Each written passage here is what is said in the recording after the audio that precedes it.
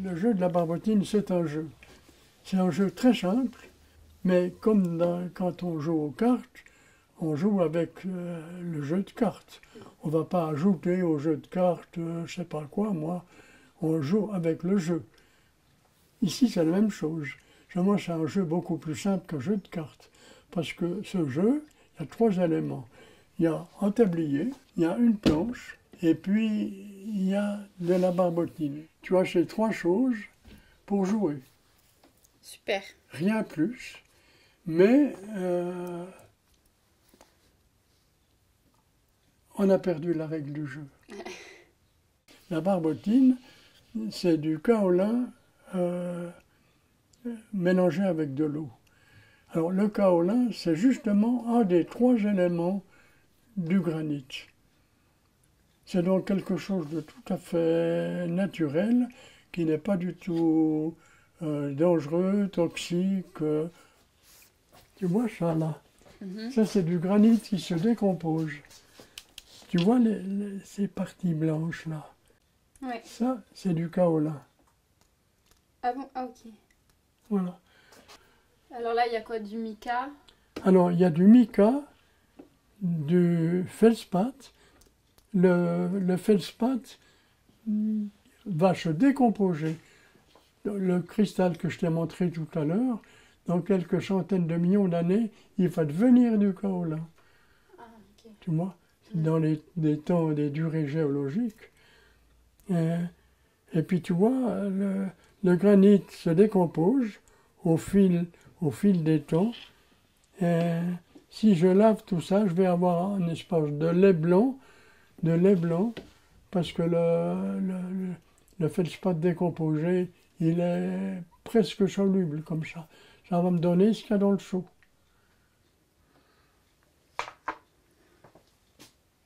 Donc je fais toute seule ou on fait à 2? Hein? Je fais toute seule ou on fait à 2? Ah ben, il n'y a qu'aux cartes, on peut à 2, 3, 4. Mais là, le kaolin, le jeu de la barbotine, on peut le faire à plusieurs, mais on commence toujours tout seul.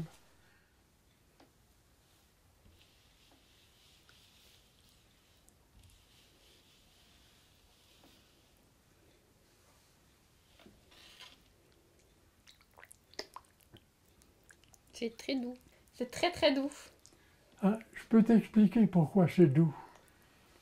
Je vais te montrer une photographie du kaolin au microscope à balayage. Alors, c'est des petits cristaux plats, comme des petites feuilles, et puis quand il y a de l'eau, quand c'est mouillé, ces petits cristaux, ils glissent les uns sur les autres. C'est l'explication de ce que tu viens de me dire, c'est doux. Et c'est très... Ça fait un joli bruit.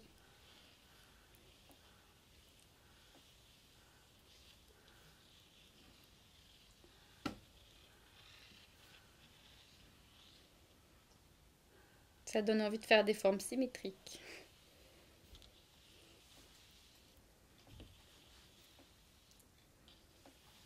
Ça donne envie de barboter.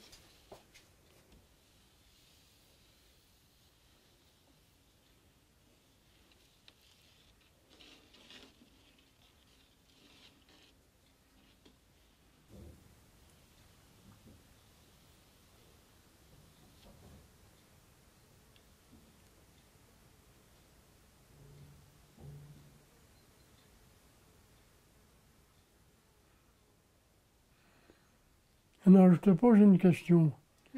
Pourquoi ici c'est bleu foncé et pourquoi là c'est blanc? Oui, c'est... Qu'est-ce qui s'est passé? Mais là, je devais appuyer plus fort, Voilà. de manière à ce que du coup, il n'y ait plus du tout de matière. Alors que là, il devait y avoir un petit creux entre ma main et la planche qui laissait plus d'espace. On se rend compte que... Donc, pour faire du bleu foncé, qu'est-ce que tu dois faire? Je dois appuyer fort. Voilà. Bon. Tu vois, la planche à barbotine, C'est un peu comme la peinture. Tu sais qu'avec les 3 couleurs fondamentales, hein, le bleu, le jaune et le rouge, le peintre peut faire toutes les couleurs par mélange. Nous, on dispose non pas de couleurs, mais de variables. Donc là, tu viens de découvrir la pression, tu peux jouer sur la pression. Donc maintenant, il y a 3 variables. C'est à toi de découvrir les 2 autres.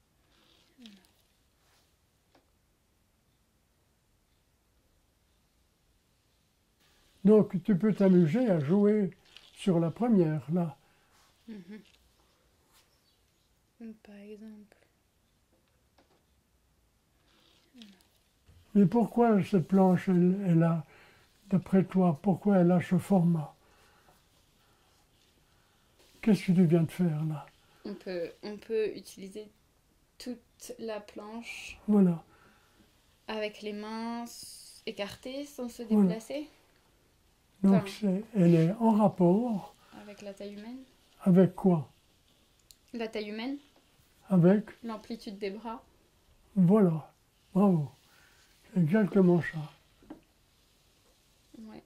On a presque envie d'y aller tout le corps dedans. Autrement, j'aurais pu te faire une planche avec un mouchoir de poche. Oui.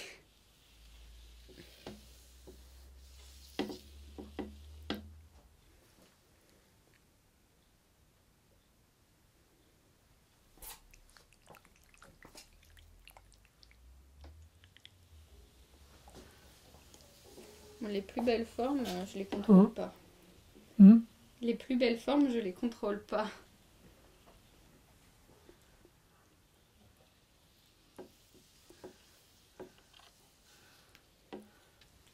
Pour faire ce que tu fais maintenant, j'aurais pu te proposer de la barbotine dans un bol. Ah, il faut en mettre beaucoup plus.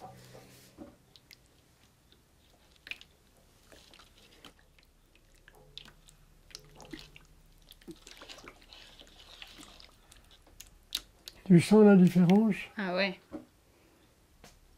Mais avec ce que tu as, est-ce que tu peux faire du blanc partout? Est-ce que tu peux faire une planche toute blanche? Je pense que Je sais. c'est compliqué. Si, peut-être, oui.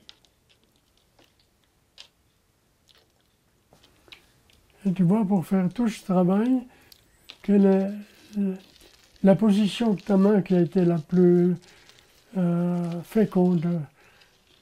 À plat. C'est la main à plat. Presque blanche. Alors, on va faire un petit exercice amusant que les enfants aiment beaucoup. Tu vas écrire ton prénom sur la planche. C'est la première fois que tu as tant de place pour écrire ton prénom. Oui.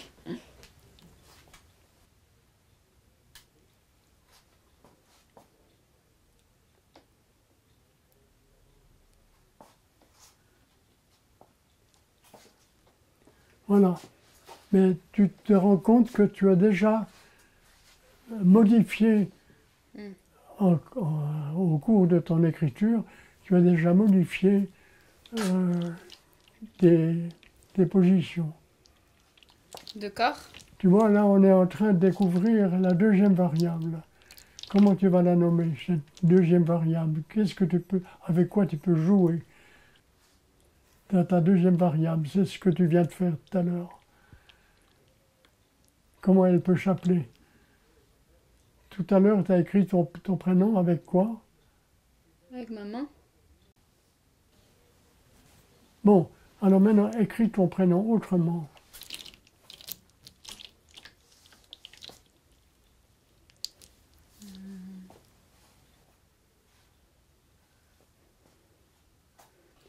Là, tu utilises quoi, là?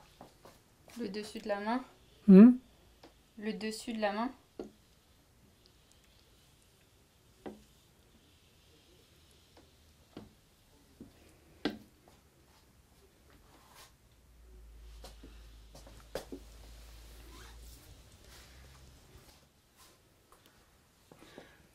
Cherche encore.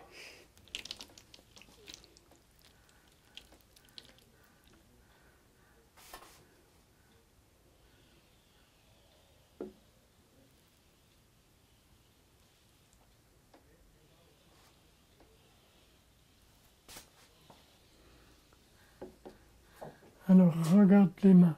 Tu sais que les mains, c'est le premier jouet du nouveau-né. Il regarde ses mains dans son berceau. Alors toi, vas faire la même chose. Et puis tu te dis, ah, ça, je n'ai pas encore utilisé ce geste, je vais l'essayer.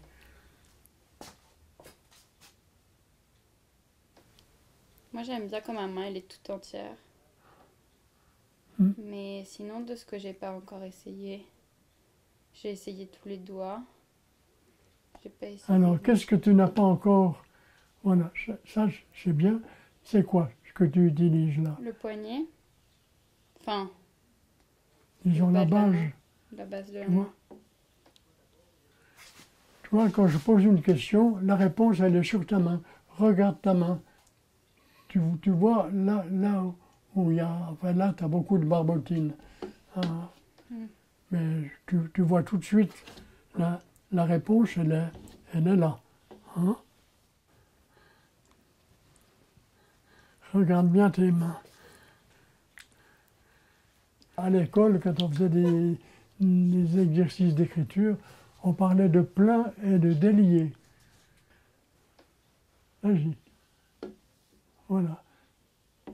N'arrête pas. Fais-le en cursive.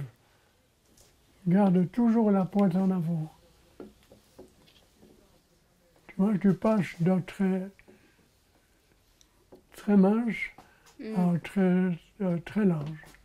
Tu peux jouer avec ça.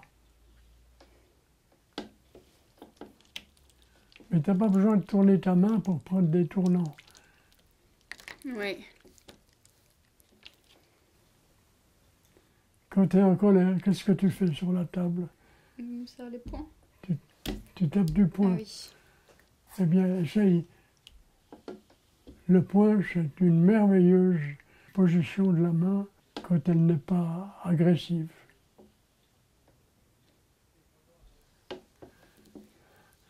Donc, tout ça pour mettre en évidence ce qu'on peut appeler la deuxième variable. Les différentes positions de la main, ça fait partie de ta propre richesse. Maintenant, il y a encore une troisième variable. Alors, d'après toi, qu'est-ce que tu peux faire encore varier?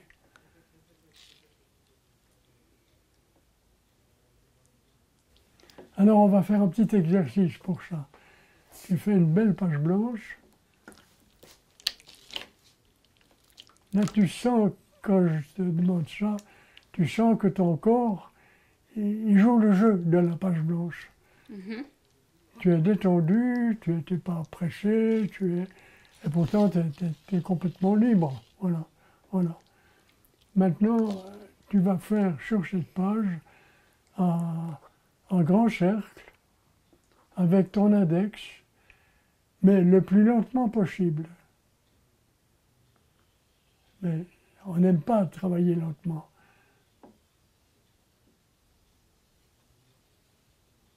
Voilà, mais tu l'as fait assez vite.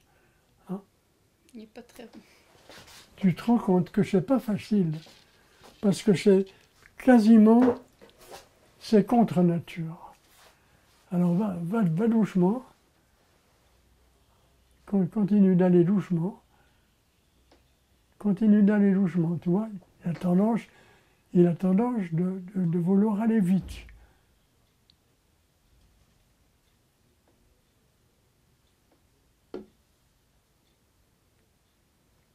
On n'aime pas, hein.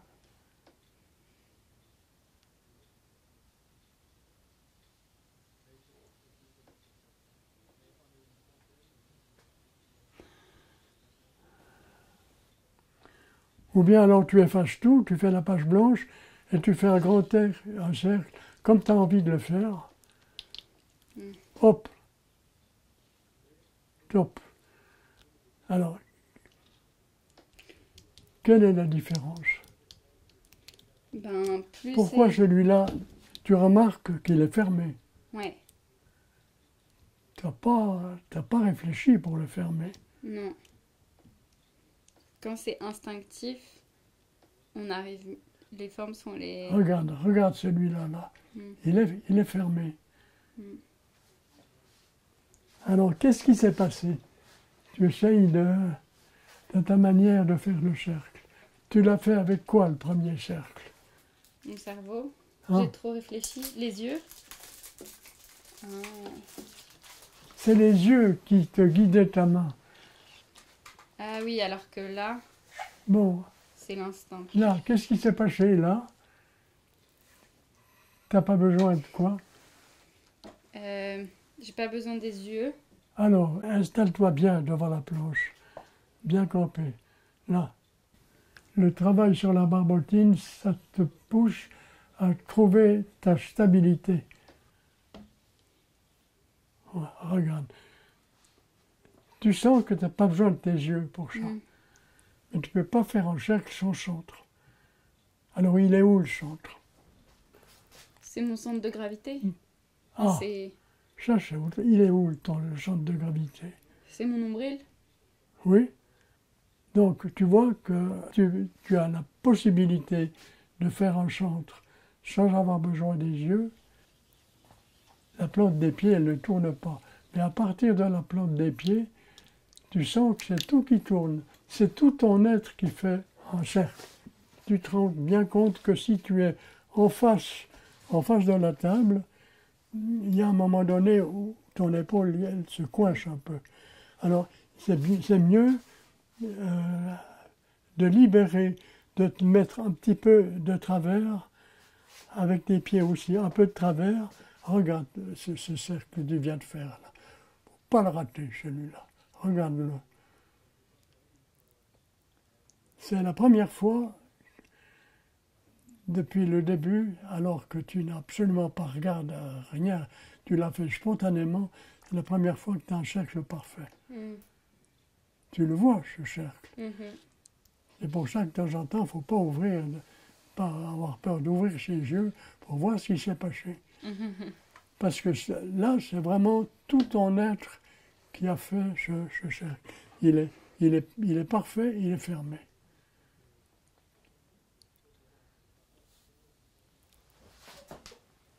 Non, mais c'est trop beau, ça. Le cercle parfait, c'est toi. C'est ta signature. C'est toi, le cercle. C'est-à-dire que c'est tout ton corps dans un état de détente qu'il a réalisé. Je vais te proposer de faire un petit exercice.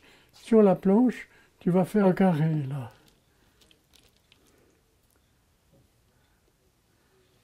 Qu'est-ce qu'il faut pour faire un carré? 4 traits égaux. Qu'est-ce qu'il faut en toi? Il faut mon cerveau. Hein? Mon cerveau? Oui, c'est vrai. Il faut réfléchir. Ouais, il faut réfléchir. Il faut réfléchir. Alors que quand tu es libre de faire ce que tu veux sur la planche, tu es dans la courbe. C'est deux mondes différents. Hein. Mm. C'est le monde du mental. Hein. C'est le travail de l'architecte, tu vois. Et puis, c'est ton monde à toi. Le monde poétique, le monde spontané.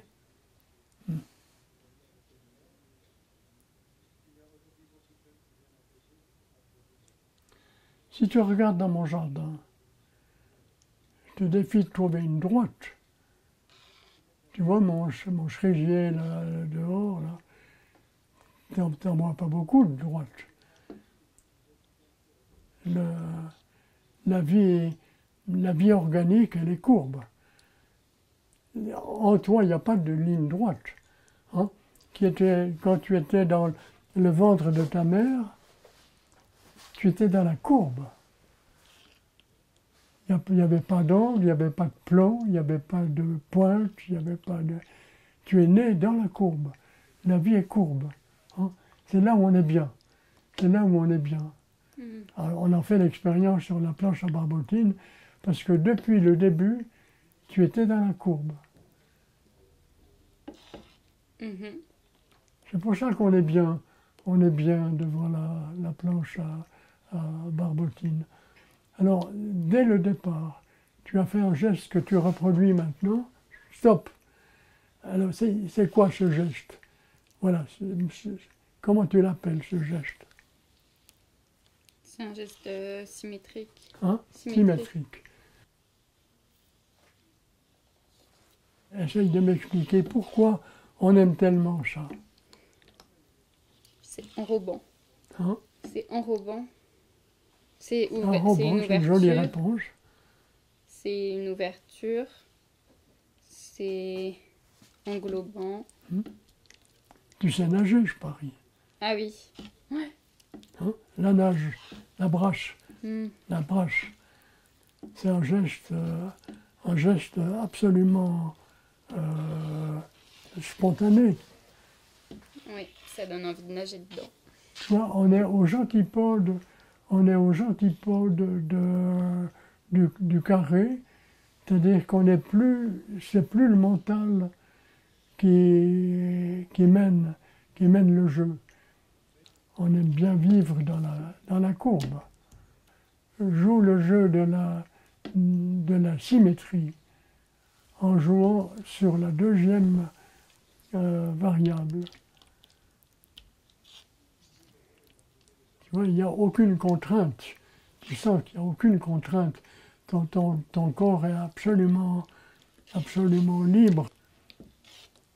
Et puis là, tu joues sur la première variable, sur la pression. Et pour finir, j'attends sur la page blanche. Alors tu peux maintenant jouer sur les trois variables. En continuant de danser, tout d'un coup, tu peux changer. Tu peux changer la vitesse, tu peux changer la position des mains, tu peux changer la pression. Voilà, maintenant on va faire un petit exercice amusant. Écris ton prénom en symétrie.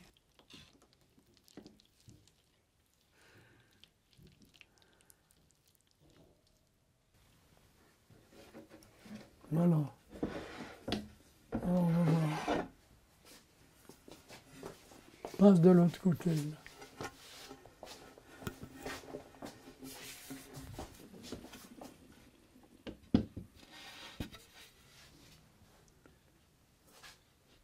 Ça marche?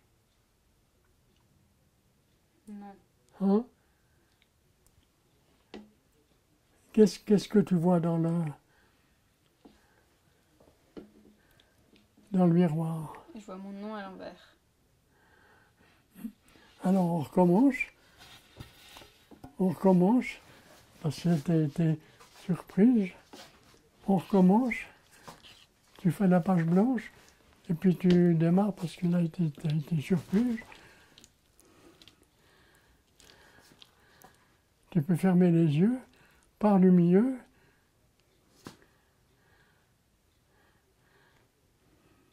Vas-y, tranquillement.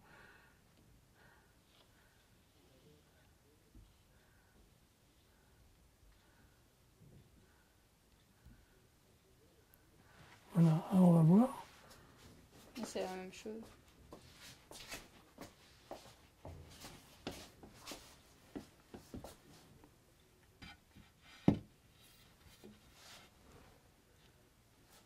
C'est quand même pas si mal. Tu peux lire. Ouais. Tu peux lire. Hein. Alors comment c'est possible? Qu'est-ce qui rend la chose possible? Parce que de toute façon, tu es une droitière, la gauche ne sait pas écrire. Mais elle a ce côté si sympathique qu'elle se laisse guider par la droite. Ouais, c'est le propre de la symétrie, tu vois. La symétrie, c'est la droite pour un droitier qui commande, mais l'autre, c'est ce qui se passe dans la nage. Oui, c'est plus dur d'écrire avec ma main gauche sans la main droite.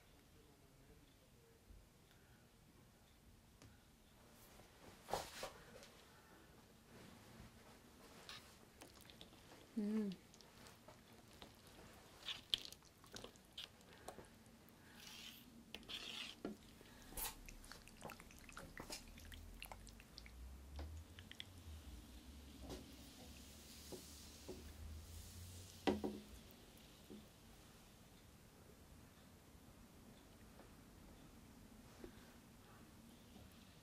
Qu'est-ce que tu as fait là de la feuille? Et une schématisation. Les contours. Voilà. Est-ce que c'est des contours, ça? Non. Dans la Elle est pleine. nature, il n'y a pas de contours. Mm. Ça ne veut pas dire que c'est pas bien. Tu as fait un dessin. Une représentation. C'est une feuille dessinée. Ça, c'est la grâce de l'écriture. Tout le monde peut penser que c'est une feuille, mais c'est une feuille dessinée.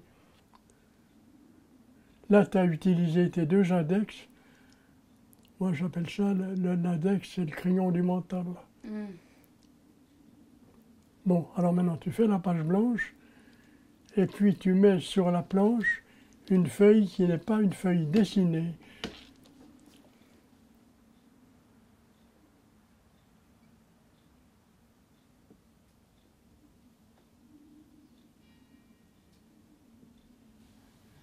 Mais là, tu la dessines. Alors, est-ce qu'en un geste, comment est-ce que tu peux passer, toi qui connais ta main, d'une pointe à une surface?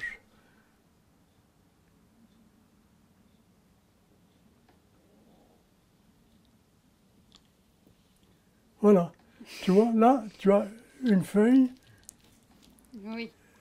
Je vais pouvoir la faire encore. Alors, tu peux y aller spontanément. Regarde.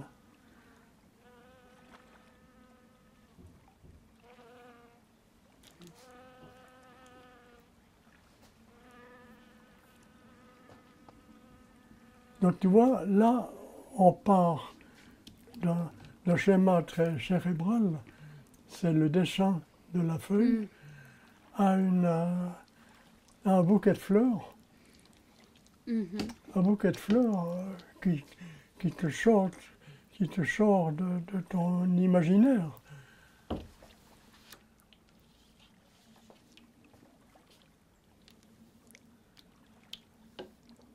Alors, amuse-toi de faire des bouquets de fleurs. Voilà, tu peux t'offrir des bouquets de fleurs.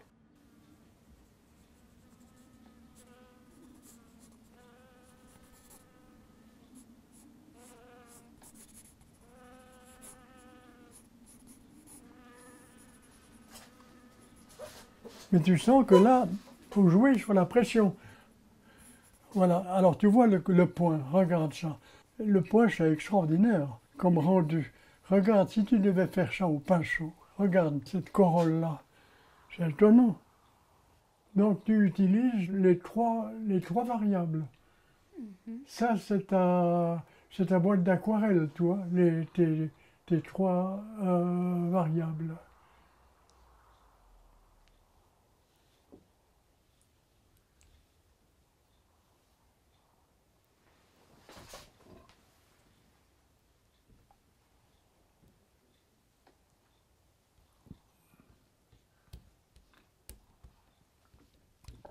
Alors maintenant, c'est à toi de choisir tes thèmes.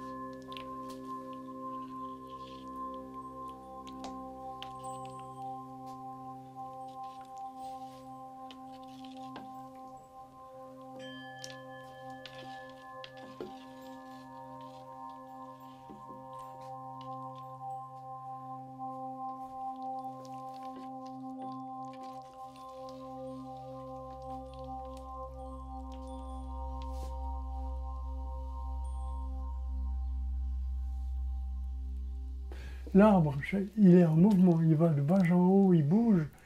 Un oiseau, j'ai un oiseau qui vole.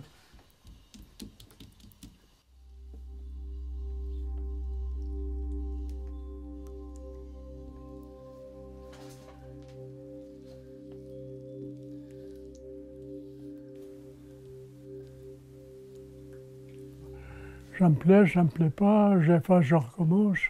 Non, c'est bien. Ça, c'est la grâce de la barbotine, c'est que tu peux effacer.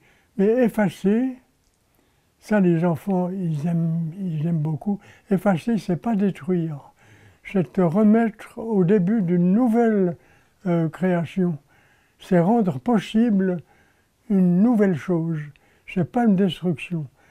Et les enfants, ils adorent effacer puis recommencer.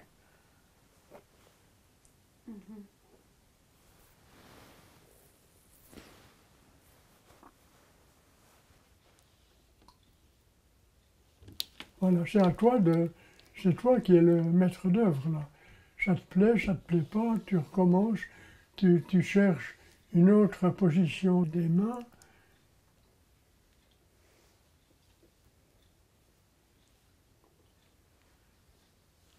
Mais dans tes mains, tu as la création tout entière. Hein.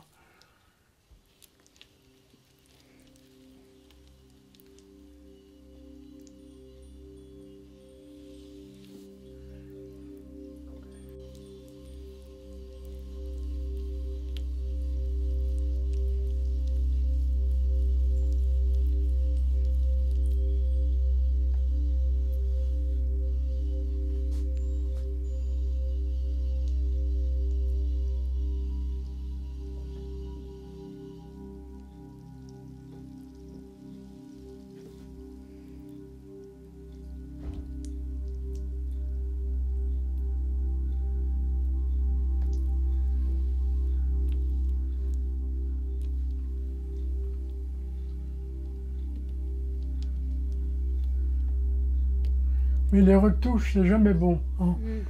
Les retouches, ça détruit plutôt que ça détruit la fraîcheur du geste premier.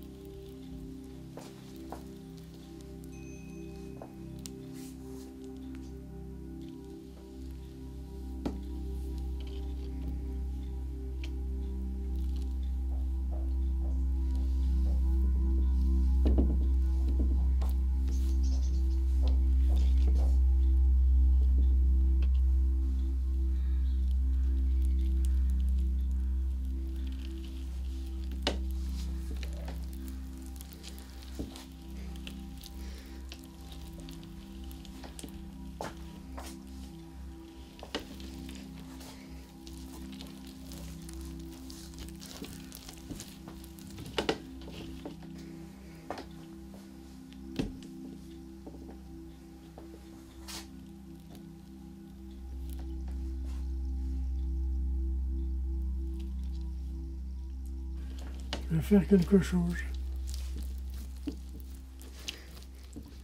Regarde. J'ai ouvert une fenêtre. Alors tu vois, un outil, si tu t'amuses avec, ça peut être très bien. Tu peux faire des choses que tu ne peux pas faire autrement. Mais il faut appuyer à fond. Regarde, c'est bien un outil. Tu ne pourrais pas faire ça avec tes mains. Hein? Ta main, c'est pas un outil.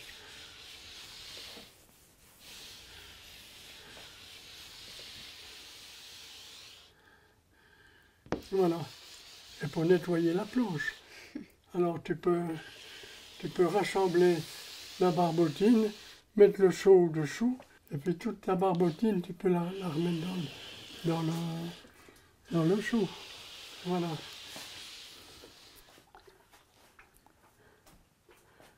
Là, il faut lécher. Après, quand c'est sec, on redonne un petit coup. T'as qu'à arracher l'outil.